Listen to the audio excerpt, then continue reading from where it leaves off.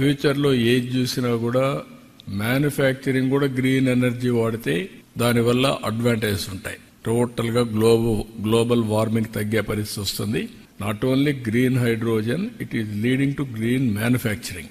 రెండోది building the next petrochemical hub. ఆంధ్రప్రదేశ్ని ఇంకొక పెట్రోకెమికల్ హబ్గా తయారు చేయాలని. మూడోది pioneering the blue economy of tomorrow, Andhra Pradesh rule. Ocean economy, blue economy అది ఫ్యూచర్ భవిష్యత్తు. అబండెంట్ ఆపర్చునిటీస్ ఉన్నాయి ఆంధ్రప్రదేశ్కి. ఎందుకంటే 1000 కిలోమీటర్ల సీ కోస్ట్, అది కూడా ఈస్ట్ కోస్ట్ లో ఉన్నాం.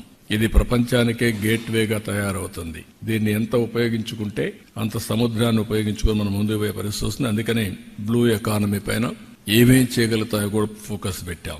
ఇంకొక పైన achieving SDGs by catalysing nature అనే system scale. APCNF, Andhra Pradesh community managed natural farming ప్రపంచానికి ఒక నమూనా Andhra Pradesh. People are very happy. 1 farmer to 1 million. ఈ రోజు ఒక వ్యక్తితో స్టార్ట్ చేసి 10 లక్షల ఫార్మర్స్ కి రీచ్ అయ్యాం. ఇది రాబోయే 5 ఏళ్లలో 40 లక్షల ఫార్మర్స్ కి రీచ్ అయ్యే పరిస్థితి వస్తుంది. ఇది ప్రపంచానికి ఒక నమూనా.